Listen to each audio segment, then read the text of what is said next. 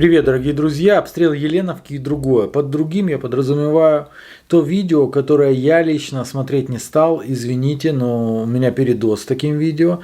Поэтому я попросил товарищей, своих сотрудников, которым я абсолютно доверяю, чтобы они посмотрели, мне детально описали, что на этом видео. Да?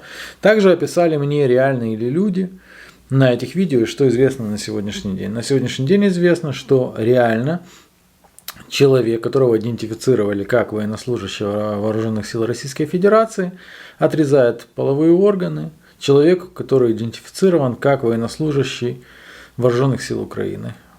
После этого эти половые органы кладутся у него перед лицом, после этого ему отрезается голова, как я понимаю, кисти рук и так далее. Объяснить это видео с любой точки зрения невозможно. Это необъяснимое видео, это военное преступление самого ужасного уровня. Ну, плюс-минус подобное я видел на видео из Сирии, в котором принимали участие бойцы Вагнера. Чем там это было обусловлено, я не знаю. Здесь тут не может быть никаких оправданий, это просто военное преступление, ужасающее военное преступление. И такого рода публикация, конечно же, вызвало резонанс просто колоссальный. По сути, мое мнение, как я считаю, что Минобороны Российской Федерации обязаны были бы, опять-таки это мое мнение, моментально, публично арестовать это животное, которое это совершило. Но как минимум сначала арестовать, а потом уже максимально быстро, чтобы оно попало под трибунал и получило свое пожизненное. Это мое личное мнение, что следовало бы сделать в данной ситуации. Если кто со слабыми нервами, я опять-таки призываю не смотреть это видео. После этого, буквально на следующий день, происходит обстрел Еленовки. В Еленовке находится колония, в которой содержатся украинские военнопленные. Вот как об этом сообщает BBC. Удар по колонии с пленными украинскими военными. Немногое что пока известно. Украинская сторона долгое время никак не комментировала эти утверждения, то есть утверждения российской стороны. Затем появились заявления Генштаба Вооруженных сил Украины на то, что украинская сторона долгое время не комментировала, обратили внимание многие люди. Потом понеслись комментарии. Комментарии такие. Утверждают, что российские военные совершили прицельный артиллерийский обстрел колонии с украинскими военнопленными, чтобы обвинить Украину в совершении военных преступлений, а также скрыть пытки заключенных и убийства, которые там, по мнению Генштаба, совершались. По поводу убийств, которые там происходили, это мнение Генштаба, но потом начинают появляться еще более резкие высказывания, в частности Подоляк и вездесущий Арестович. Вооруженные силы Украины не ведут обстрелов гражданской инфраструктуры, тем более мест, где содержатся военнопленные. Артиллерийских ударов в районе Еленовки, по утверждению Генштаба, украинские военные не наносили. Я бы хотел, чтобы вы запомнили это утверждение относительно того, что в районе Еленовки не наносились артиллерийские удары. Это был барак, в котором были бойцы Азова. Их перевели в него за несколько дней до сегодняшнего обстрела.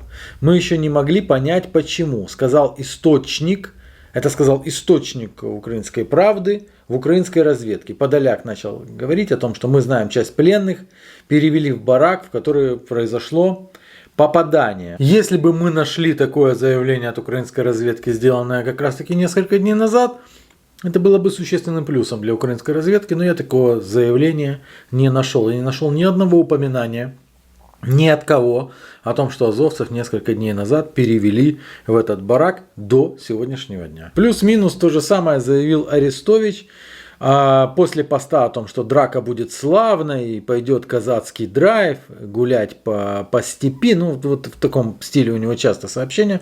Он сообщает о том, что кремлевские чучела решили записать себе в счет еще одно военное преступление. Для чего они это сделали? Скрыть доказательства пыток и убийств в колонии, то, о чем мы говорили, направить гнев родственников и сочувствующих Азову против властей Украины, физически уничтожить часть пленных, дискредитировать всю Украину как общество, отвлечь от видео с отрезанием гениталий. Мы со своей стороны решили проанализировать, какие могли бы быть плюсы. Плюсы, конечно, очевидны, несколько плюсов достаточно очевидны. Первый.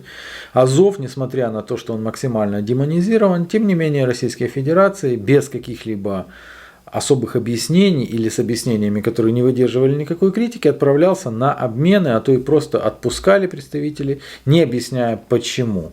Каким-то образом надо было бы перебить повестку, которая явно назрела в ура-патриотической российской среде. Вторая причина: Пушилин регулярно заявляет о смертных приговорах, которые все равно вряд ли были бы приведены в исполнение.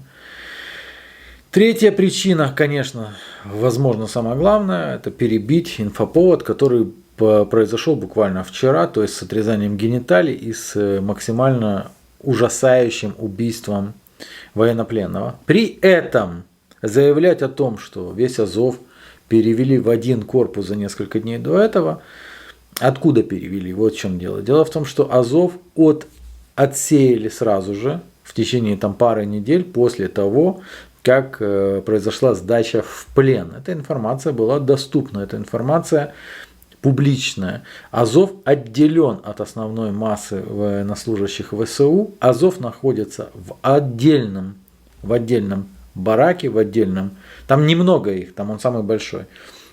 И находится под охраной, под специальной охраной, их не выводят на работу и так далее. То есть эту информацию можно было получить, в частности, даже от освобожденных азовцев. Теперь относительно того, что обстрелы не осуществлялись. Давайте посмотрим. 16 марта обстрелы, 18 марта обстрелы, 24 марта, 30 марта, 2 апреля. Это все прилеты в Еленовку. 5 апреля, 12 апреля, 18 апреля, 23, 27, 1 мая, 3 мая, 17 прилет. И вот тут вот интересно, потому что на следующий день об этом заявила Захарова. О том, что происходит обстрел заведений пенитенциарной системы, в которой содержатся азовцы. Украинская армия обстреляла СИЗО в ДНР, где разместили пленных с Азовстали. И Захарова: изолятор с пленными азовцами обстреляли из ракетных систем залпового огня. Официальный представитель Министерства иностранных дел Захарова в ходе брифинга заявила, что изолятор с пленными бойцами батальона Азов в селе Еленовка в ДНР был обстрелян из реактивных систем залпового огня. Она отметила, что обстрелы начались 17 мая. Уверена, что это сделали вооруженные силы Украины. Так 17 мая, получается, уже был некий барак, в котором содержались азовцы, исключительно азовцы. Далее, 28 мая прилеты. Тогда же 28 мая, 29 мая Еленовка, 31 мая школа в Еленовке, 31 же мая, 7 июня Еленовка обстреляна. Тогда же 7 июня, 12 июня Еленовка. 12 июня, 14 июня Еленовка из ураганов сообщается. 10 июля Еленовка. 16 июля Еленовка. И 20 июля Еленовка. 23 июня лично я сделал сообщение в своем телеграме. Сообщение было следующее: срочно. Очень прошу прекратить обстрел Еленовки. Не ради мирных, на них стреляющим давно, мягко говоря, наплевать. Это понятно. То есть имеется в виду, что те, кто обстреливают Еленовку, они, наверное, о мирных людях, которые там живут, не думают вовсе. Я призвал их подумать хотя бы о военнопленных. Это было в июне. Но там содержатся военнопленные. 2 дня идут целенаправленные обстрелы. Обстрелы в Еленовке регулярно происходили и никогда украинской стороной не комментировались. В частности, прилеты были по железнодорожному узлу, потому что, как мне сообщили, там ЖД узел, и туда прибывают, в частности, всевозможные необходимые в военном деле предметы.